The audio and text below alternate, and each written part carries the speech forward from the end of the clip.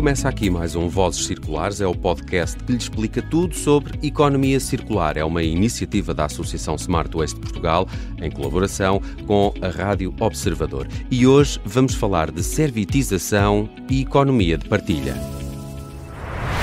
Comigo estão hoje dois especialistas no campo da sustentabilidade e da inovação industrial. Susana Fonseca é vice-presidente da Associação Zero e Rui Sá, administrador executivo do INEGI, Instituto de Ciência e Inovação em Engenharia Mecânica e Engenharia Industrial. Sejam bem-vindos à Rádio Observador. Muito obrigado pela disponibilidade.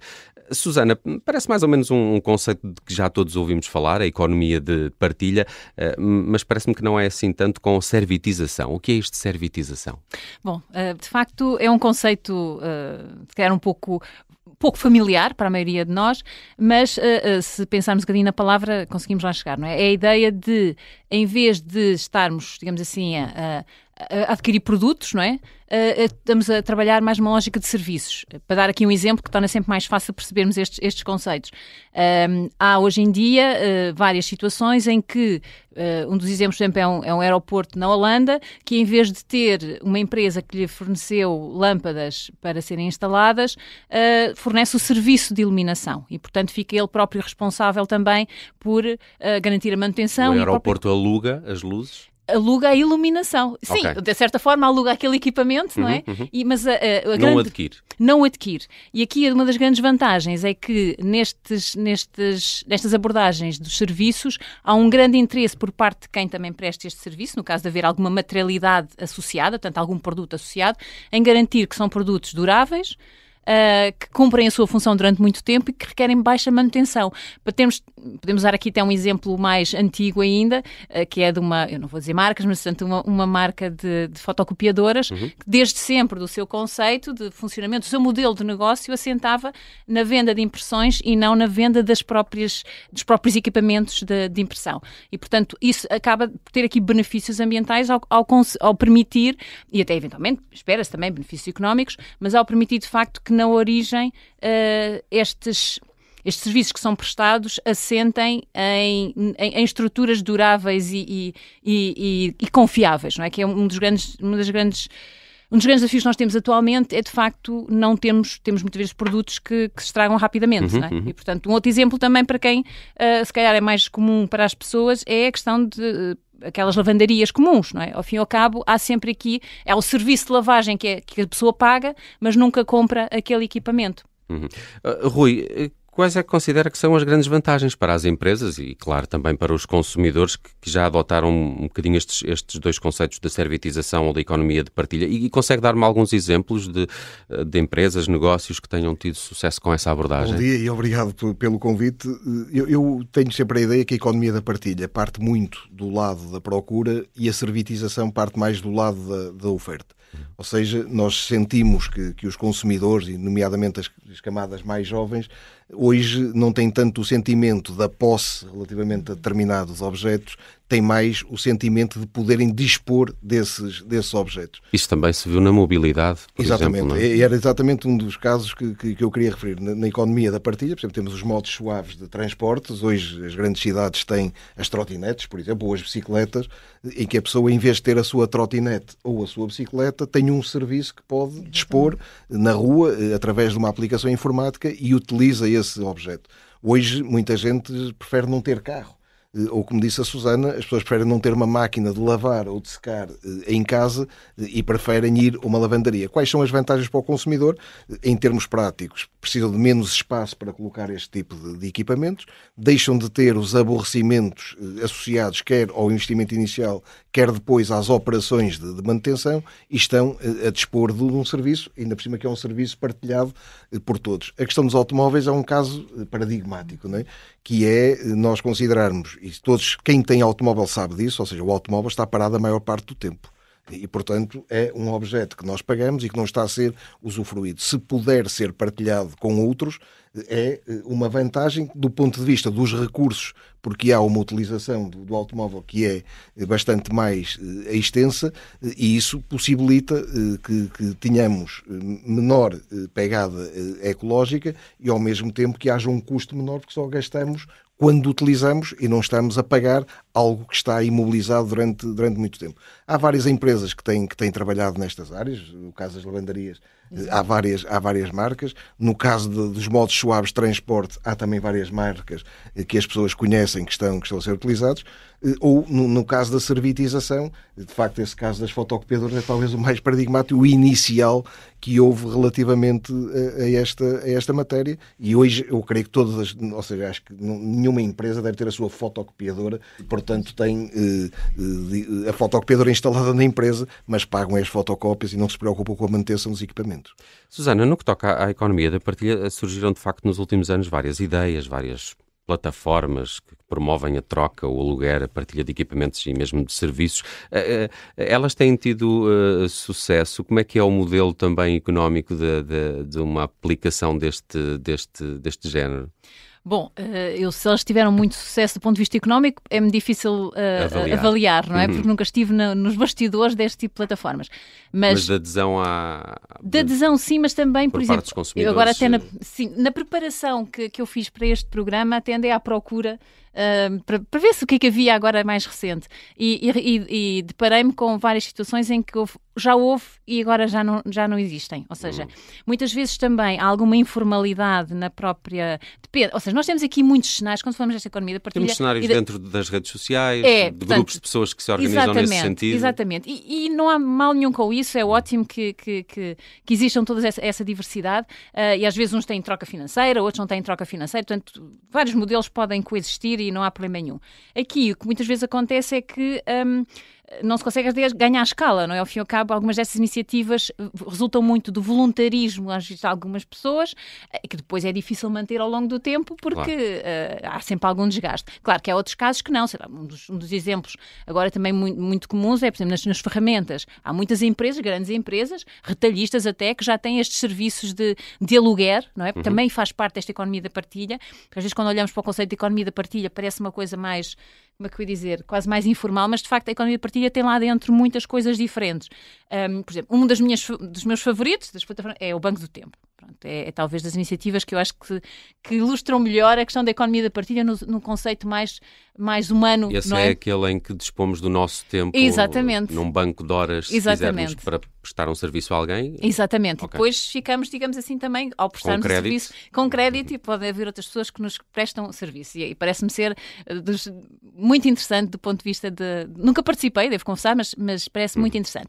Mas depois há, de facto, todo um conjunto de situações, por exemplo, de plataformas até de venda, não só... Porque depois às vezes pode haver a tal troca financeira ou não, de venda em segunda mão, porque quando falamos de economia da partilha também estamos a falar daquela lógica de eu não deixar que algo que para mim já não é útil deixe de ter uma utilização. E isto pode ser através de uma doação, eu posso doar, posso trocar, mas também posso vender por um preço que é mais acessível, que vai permitir que outra pessoa continue a utilizar. Portanto, a economia da partilha, eu diria, eu como agora sou de uma ONG, não tenho que ter tantas preocupações científicas, se calhar o Rui gostaria de um conceito mais fechado, mas nós quando olhamos para a economia da partilha incluímos tudo isto, portanto, tudo aquilo que permite de facto dar uma nova vida a coisas que de outra forma ficariam paradas. E que percepção é que tem do consumidor português relativamente a isso? Porque eu acho que há aqui uma questão cultural, se calhar, a ultrapassar, primeiro na própria literacia para estes assuntos e depois também no desapego que, em alguma cultura portuguesa, ainda terá de existir para se partilhar o carro, por exemplo. Para algumas gerações pode ser uma ideia mais complicada, entre essas outras. Sim, também me parece, ou seja, não tenho estudos na minha mão, não é? Mas eu diria que ainda há, às vezes, alguma reação, alguma dificuldade em olhar para a segunda mão, por exemplo, comprar em segunda mão, a partilhar coisas que são nossas, usar máquinas de lavar que são comuns. As pessoas têm muita tendência a encontrar percalços, não é? Pequenas pedras, colocar pequenas pedras no caminho, ou porque depois vão lá lavar qualquer coisa e eu não sei como é que estão os filtros, ou no carro eu não sei quem é que vou ter no carro, ou na roupa eu não sei quem usou, ou vão pensar que eu até nem tenho capacidade financeira de comprar, portanto fui às lojas em segunda mão, não é? E eu, por exemplo, felizmente minha filha é muito adepta da segunda mão, e ela às vezes fala com os colegas e os colegas dizem, mas o que é que estás a comprar em segunda mão? Quer dizer, não tens dinheiro?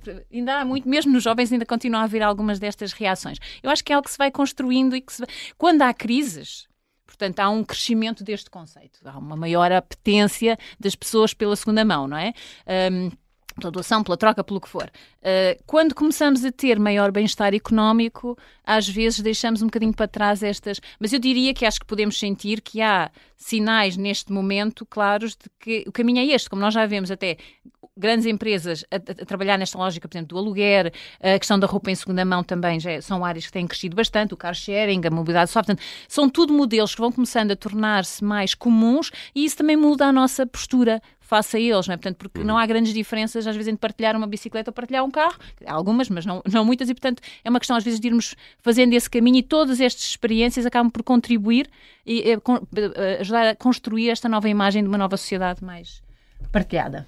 E é isso que se procura também numa economia, numa economia que seja de facto circular, tem também estes dois conceitos associados. Rui, a Susana falou aqui numa questão que tinha para colocar, que é como é que isto funciona do lado das empresas, não é? Isto pode ser desafiante. As grandes empresas podem ter alguma margem para começar a ter estes modelos de negócio que são mais circulares, mas até aqui estávamos habituados a que uma empresa, um produto, uma indústria quer vender mais e quer vender outros produtos. E depois fico também com a ideia de que as grandes empresas que querem começar a apostar nisto, até como economia paralela e modelo de negócio associado, pode-lhes ser mais fácil do que uma pequena ou média empresa que não terá essa capacidade. Sim, há aqui vários desafios, até do ponto de vista interno. Eu dou um exemplo, o INEGI, que tem cerca de 400 pessoas, nós temos na nossa intranet um sistema de partilha de boleias.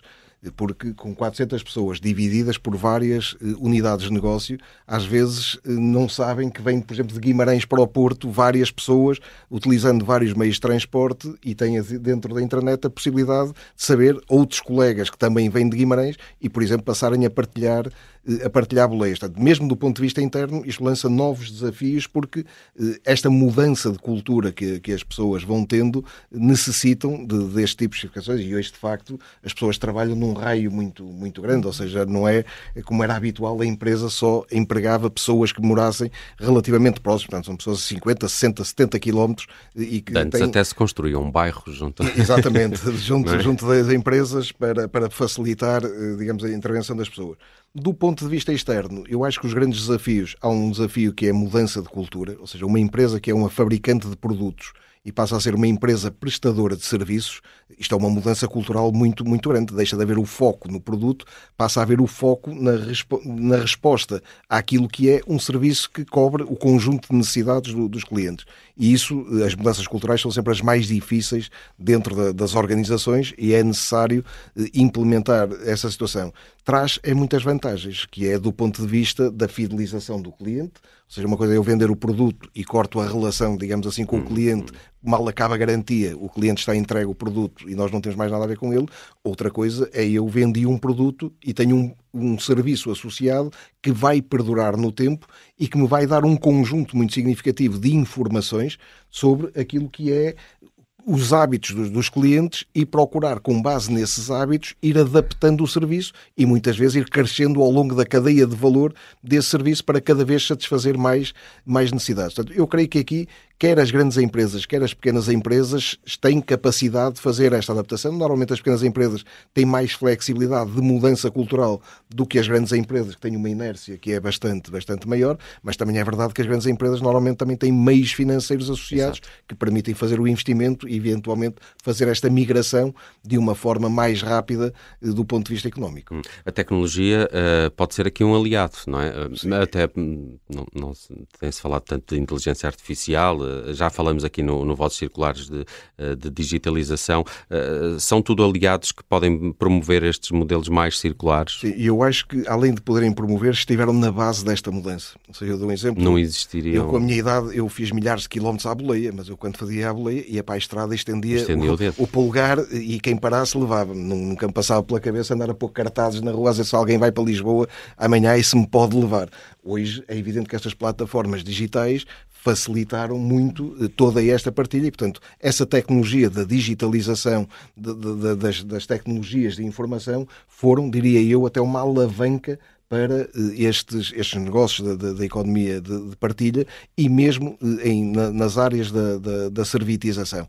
E vão continuar. E, por exemplo, a inteligência artificial, quando nós hoje sabemos que adquirimos um cartão de uma empresa qualquer, nós sabemos que o cartão não é apenas para nos dar vantagem na nossa compra, é para recolher um conjunto de informação que depois aquele que nos forneceu esse cartão está a trabalhar, está a identificar perfis do consumidor e está a procurar permanentemente adaptar aquilo que é a sua oferta àquilo que é o perfil dos seus consumidores e até a poder individualizar a oferta consoante o perfil dos vários consumidores. Portanto, estas tecnologias são fundamentais para o desenvolvimento quer da componente da servitização, quer da componente da economia de partilha. Susana, a sociedade tem aqui também um papel importante no que diz respeito a preferir, a exigir que um determinado produto ou serviço tenha maior longevidade e que também existe essa lógica da partilha e da servitização. É o consumidor e a sociedade que podem também fazer esse esforço para obrigar, entre aspas, alguns dos negócios a começarem a optar por estes... Sim e não. Ou seja, sim, porque de facto o consumidor, os cidadãos têm um poder enorme. Às vezes nós não nos apercebemos porque vemos-nos como uma pessoa apenas e não como um conjunto. Mas obviamente a pressão dos cidadãos, o solicitar determinado tipo de soluções tem aqui, ou pode ter um peso muito significativo junto de quem produz e de quem coloca produtos ou serviços no mercado. Nós, enquanto ONG de ambiente, que trabalha muito a questão das políticas públicas, achamos sempre que há aqui também uma grande responsabilidade também da parte de quem legisla, não é? De quem regula um bocadinho como é que estes mercados funcionam. Há ainda um caminho a percorrer? É assim, nós demos alguns passos importantes com a questão do Pacto Ecológico Europeu, um conjunto de legislação que saiu do direito à reparabilidade, do reforço dos critérios no âmbito do regulamento ecodesign, no sentido de integrar critérios de durabilidade, por exemplo, de reutilização, pronto, são tudo, e da própria reparabilidade, portanto, são passos importantes para que também cada vez mais as empresas tenham que pensar na durabilidade dos produtos, na circularidade também dos seus produtos. E ao pensarem-no, também se cria aqui o tal espaço, porque se o produto também é mais durável, se calhar também as marcas se sentem, ou se têm que produzir de base produtos mais duráveis, também se sentem mais seguros de que podem oferecer o serviço e não só o produto, porque como o Rui dizia há pouco e bem, a partir do momento em que se oferece o produto, está bem, tem aqueles anos que são de garantia, e a partir daí, se houver problemas, a marca descarta-se completamente. Há legislação para obrigar agora a ter peças de substituição. Exatamente, o direito à reparação, exatamente, à reparabilidade. Portanto, e com nova garantia sim, para mais alguns sim, anos. Sim, portanto, o programa não é sobre isto, podíamos claro. falar aqui só sobre a questão da legislação, sobre a questão do direito à reparação, que é muito limitada, ainda assim, do nosso ponto de vista, mas pronto, é um passo, vamos vê-lo assim, vamos ver como um passo, mas acreditamos que há de facto aqui, ou seja, não podemos colocar o peso no consumidor e dizer que o consumidor é que vai mudar, porque o consumidor para mudar, e o Rui também falava disso, a nossa cultura não é esta, não é? Na generalidade nós não somos confrontados assim com tantos exemplos ou não somos instigados a partilhar, não é? Bem pelo contrário, somos instigados a ter. A comprar, a ter e quase a definir-nos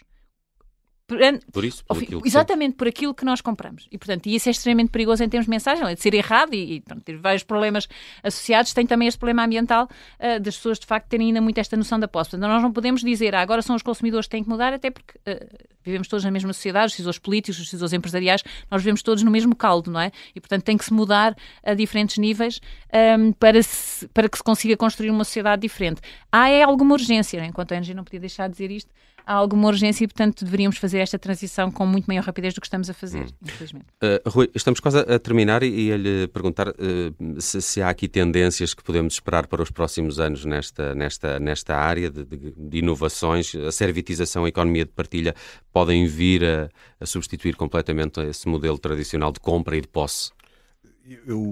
Eu acho que vai haver uma tendência. Se vai substituir completamente, eu tenho dúvidas, até porque a velocidade de mudança que nós vivemos, não sei se vão aparecer aqui outras tendências que vão substituir estas. Nós temos aqui, e a Susana refere isso, há uma contradição. Nós vivemos num sistema económico que é baseado no crescimento económico. E baseado no crescimento económico faz com que as empresas queiram lançar sempre novos modelos, porque têm que continuar a vender, e se vendem um modelo que dura muitos anos e que não vai tendo mudanças, as pessoas não compram mais e isso leva a uma estagnação, digamos. E, portanto, há aqui uma contradição entre aquilo que é esta tendência, que é contrariar aquilo que é a corrente, remar um bocado contra a corrente e, portanto, temos esse problema. E há aqui um outro problema, que alguns imponderáveis. Dou-lhe um exemplo.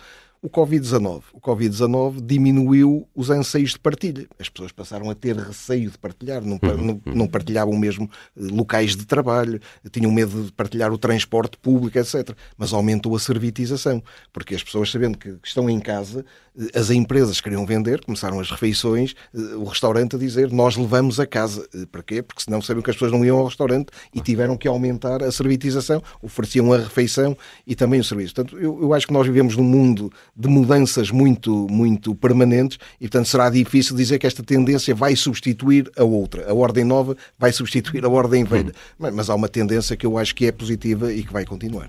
Susana, Rui, muito obrigado pelos vossos esclarecimentos. No Vozes Circulares de hoje ficamos a saber que o novo paradigma de consumo, baseado na servitização e na economia da partilha, é de facto essencial para reduzir desperdício e, claro, para uma economia cada vez mais circular. Não perca o próximo programa, onde vamos falar de gestão de recursos. Até lá.